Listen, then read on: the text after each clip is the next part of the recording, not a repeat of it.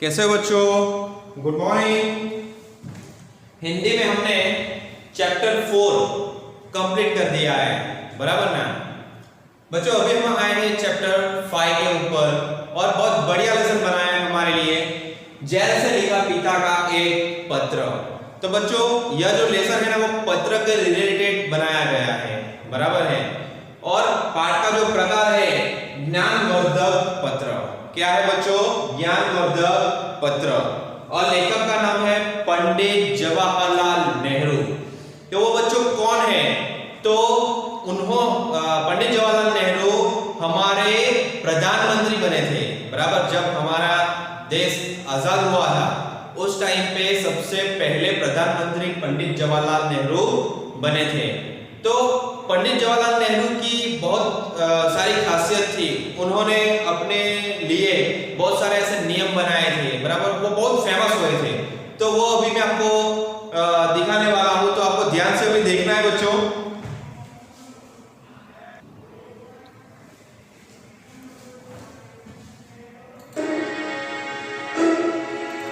देश के पहले प्रधानमंत्री और स्वतंत्रता सेनानी जवाहरलाल नेहरू।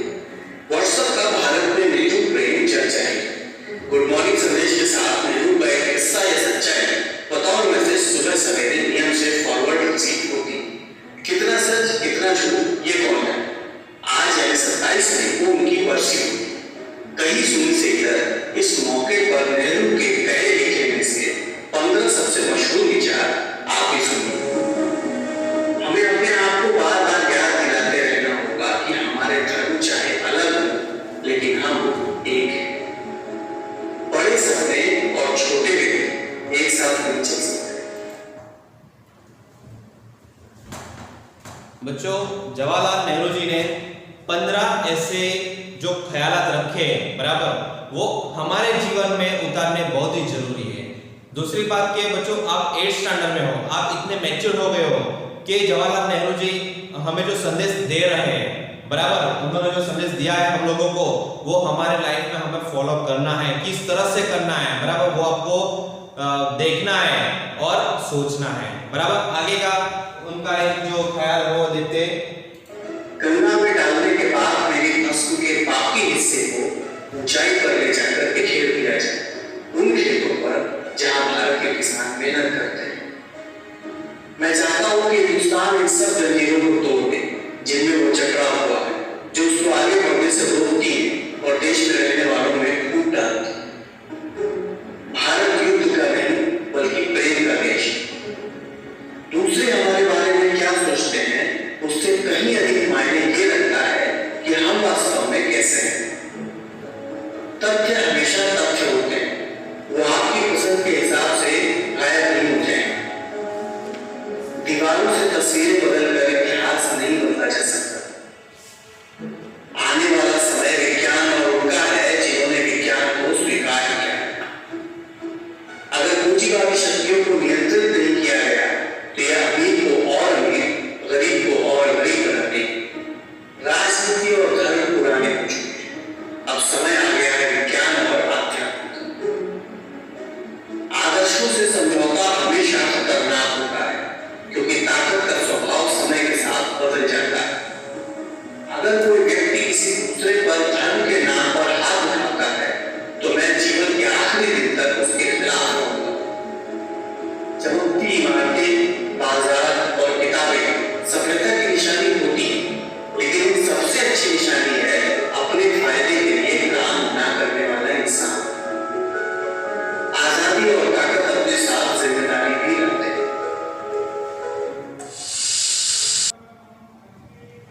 बच्चों देखा कि जवाहरलाल नेहरू जी ने जो हमें संदेश दिया है ना, बराबर, वो हमें फॉलो करना है, बराबर। ये चित्र में जो आपको दिख रहे हैं ये हमारे जवाहरलाल नेहरू जी, बराबर, जो भारत के जो स्वतंत्र भारत के प्रथम प्रधानमंत्री बने थे। प्रधानमंत्री यानी कि प्राइम मिनिस्टर, गुजराती में बोलते हैं बड़ा प्रधान, बराबर है। और इनकी ये जो लड़की है इंदिरा गांधी, तो बच्चों इंदिरा गांधी भी हमारे देश की प्रधानमंत्री रह चुकी है, बराबर है। तो अभी हम आगे बढ़ते हैं लेसन की ओर। तो पाठ परिचय जो हमें दिया है ना वो पहले हम देखते हैं। बच्चों आपको हाइलाइटर, पेंसिल, बॉल पेन कुछ भी लेके बैठना है, बराबर ना, आपको पता ही है। पाठ परिचय। स्वतंत्रता संग्राम के दौरान भारत की महान विभूति पंडित जवाहरलाल नेहरू द्वारा प्रिटोरिया जेल, तो बच्चों प्रिटोरिया जेल के नीचे आप अंडरलाइन कीजिए। मैं आपको प्रिटोरिया जेल दिखाता हूं। पंडित जवाहरलाल नेहरू जी प्रिटोरिया जेल में थे, बराबर। तो उस टाइम पे उन्होंने पत्र लिखा था अपनी लड़की को, बराबर, अपनी बेटी को, और बेटी का नाम है इंदिरा गांधी, और उनका फोटो भी मैंने आपको दिखाया है। अभी प्रिटोरिया जेल कहां पे आई है? तो प्रिटोरिया जेल साउथ अफ्रीका में आई है, बराबर। और उसका फोटो भी मैं आपको दिखाता हूं कि प्रिटोरिया जेल कैसी दिखती है।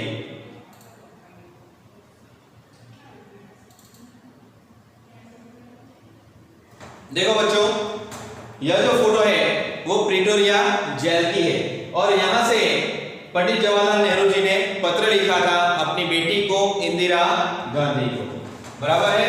तो अभी हम आगे बढ़ते हैं।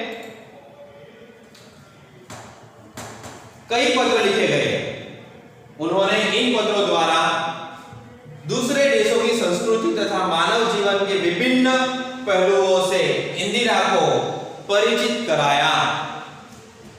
प्रस्तुत पत्र द्वारा हमें मिस्र देश, बच्चों मिस्र देश के नीचे आपको अंडरलाइन करना है, बराबर। मिस्र देश यानी कि कौन सा देश? तो इजिप्ट देश। बच्चों कौन सा देश है? इजिप्ट। तो आपको यहां पे स्पेलिंग लिखना है।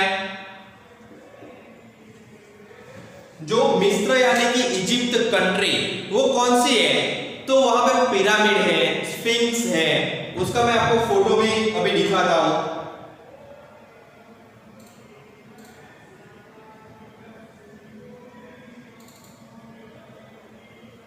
बच्चों ये स्फिंक्स है, पिरामिड है, बराबर। तो ये इजिप्ट कंट्री है। तो इजिप्ट कंट्री के बारे में सब लोग जानते हैं, फिर भी मैंने आपको ये फोटो दिखाया है। क्यों? क्योंकि आपके दिमाग में वो क्लियर होना चाहिए कि इजिप्ट कंट्री में क्या आया है। तो इजिप्ट कंट्री के लिए नया शब्द हमें दिया है मिस्र, बराबर है। अंडरलाइन भी करना है और उसमें आपको नीचे लिखना भी है इजिप्ट।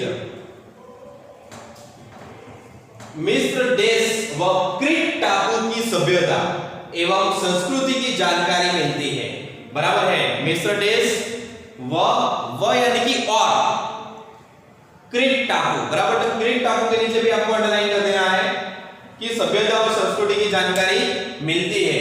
नैनी जेल लिखा है 1930, 1930। ओके बच्चों, तो अभी हम लेसन के ऊपर आते हैं।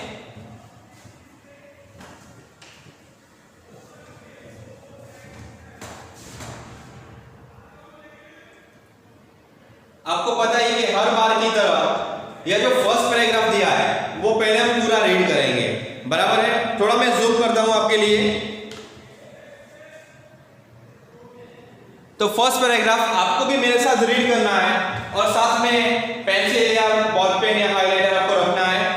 देखते, प्रिय इंदिरा, जब तुम मेरे साथ रहती हो तो अक्सर मुझसे बहुत सी बातें करती रहती हो, लेकिन अब जब तुम मसूरी में हो, आपको अंडरलाइन करना है मसूरी। इंदिरा भी कहां पे है? मसूरी, जो साउथ में। तो मैंने इरादा किया है कि कभी कभी तुम्हें इस दुनिया की और उन छोटे बड़े देशों की जो इस दुनिया में है उनकी छोटी छोटी कथाएं लिखा करूंगा। फर्स्ट पैराग्राफ का ट्रांसलेशन ध्यान से सुनना बच्चों, मींस उसकी समझौती फर्स्ट पैराग्राफ की कि अभी पंडित जवाहरलाल नेहरू प्रिटोरिया जेल में है, बराबर। इंदिरा मसूरी में है। तो पंडित जवाहरलाल नेहरू क्या कहते हैं कि इंदिरा, जब तुम मेरे साथ रहती हो तुम मुझसे बहुत सारी बातें करती हो। अभी मैं जेल में हूं और तू मसूरी में है, लेकिन मैं तेरे को पत्र लिख के सारी जानकारी देता रहूंगा अलग अलग देशों के बारे में, उनकी संस्कृति के बारे में। ओके, सेकंड पैराग्राफ बहुत बड़ा है तो एक साथ इतना हम रीड नहीं कर पाएंगे, तो हम आधा आधा रीड करते हैं।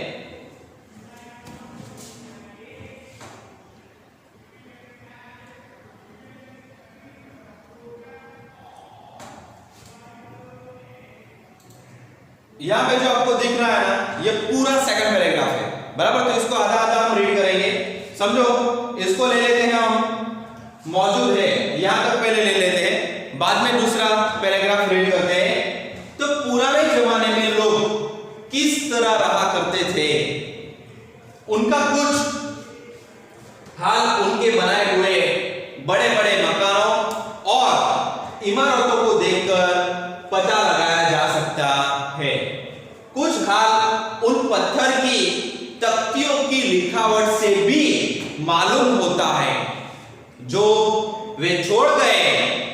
इसके अलावा कुछ बहुत पुरानी किताबें भी है जिनसे पुराने जमाने का हाल मालूम होता है। मिस्र में अब भी बड़े बड़े पिरामिड, मीनार और स्फिंक्स मौजूद है। तो बच्चों आपको अंडरलाइन करना है पिरामिड, मीनार और स्फिंक्स। अभी तीनों के चित्र मैं आपको फिर से दिखा रहा हूं ताकि आपके दिमाग में वो क्लियर हो जाए। तो पहले मैं आपको दिखा रहा हूं पिरामिड। तो बच्चों ये जो है बराबर, ये पिरामिड है, ये स्फिंक्स है, ये भी पिरामिड है। अभी मीनार जो अंदर हमको दिया है वो मीनार भी मैं आपको दिखा रहा हूं।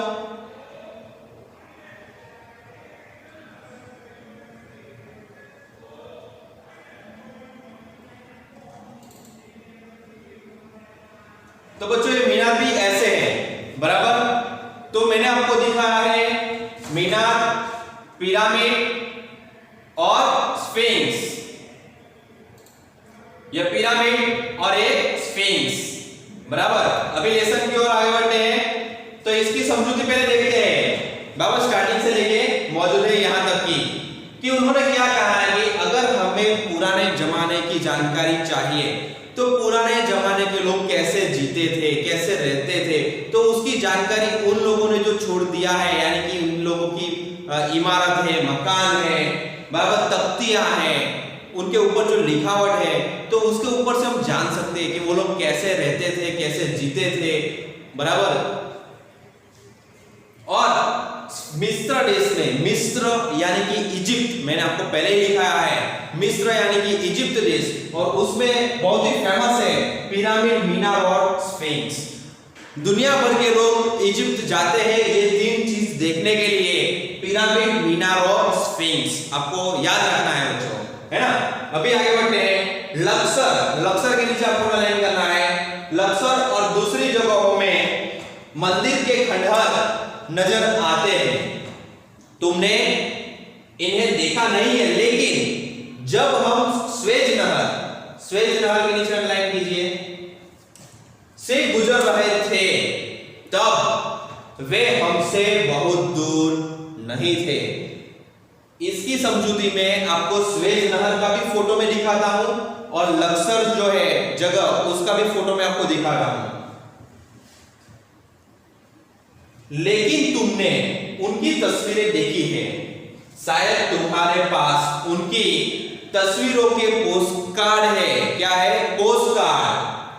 स्फिंक्स औरत के मुंह वाली शेर की मूर्ति को कहते हैं।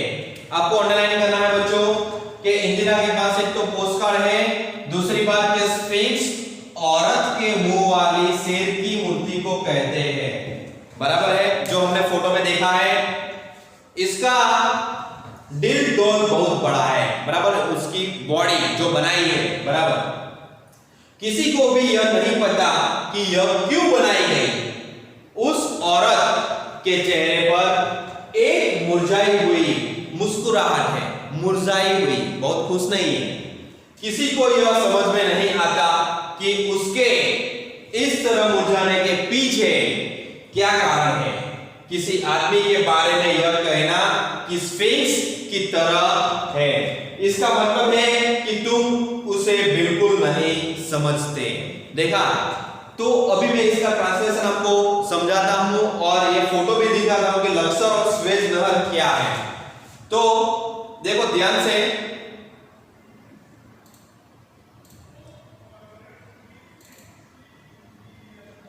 यह जो है ना बच्चों, यह लक्सर का फोटो है बराबर, कि लक्सर एरिया में ऐसा बना हुआ है।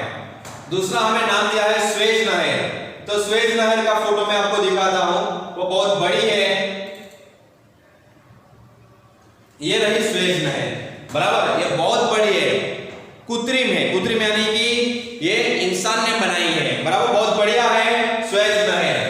तो अभी देखते हैं लेसन के ऊपर आते हैं बच्चों कि लक्सर के यहाँ क्या है कि भाई जो मंदिर है पुराने जमाने में जो बनाए गए थे उसके खंडहर है, बराबर है। फिर आगे जब जवाहरलाल नेहरू स्वेज नहर से गुजर रहे थे स्टीमर या किसी में भी बैठ के, बराबर, तो उन्होंने ये सब देखा था, बराबर है। अभी इंदिरा के पास पोस्ट कार्ड हो तो उसमें भी उसकी टिकट हो सकती है। स्फिंक्स औरत के मुंह वाली शेर की मूर्ति को कहते हैं, हमने चित्र में भी देखा है, बराबर। औरत के मुंह वाली शेर की मूर्ति को, अभी इसका दिल तो बहुत बड़ा है लेकिन उसकी जो चेहरे पे मुस्कुराहट है वो थोड़ी मुरझाई हुई है, बहुत खुश नहीं है, बराबर। तो अगर कोई इंसान मुरझाया हुआ है, बराबर, खुश नहीं है, तो उसके लिए बोला जाता है कि भाई स्फिंक्स के जैसा तू क्यों है, बराबर है। तो स्फिंक्स औरत के मुंह वाली शेर की एक मूर्ति है और उसके ऊपर एक मुरझाई हुई मुस्कुराहट है, बराबर है। तो बच्चों सेकंड पैराग्राफ हमारा यहाँ पे खत्म होता है। आज आपको होमवर्क में क्या करना है वो बताता हूं। जो मैं शब्दार्थ दिए हैं बच्चों पेज नंबर 36 पे, तो इस शब्दार्थ आपको वन टाइम नोट में लिखना है, बराबर है बच्चों। अभी मिलते हैं नेक्स्ट पीरियड में और ये पूरा लेसन आपको वन टाइम रीड करना है, पढ़ना है। ओके बच्चों, बहुत बढ़िया लेसन बनाया है, तो प्लीज आप एक बार रीड करना और जो मैंने फोटो लिखा है वो फोटो भी ध्यान से देखना, फिर से वीडियो को स्टॉप करके। ओके बच्चों, तो मिलते हैं नेक्स्ट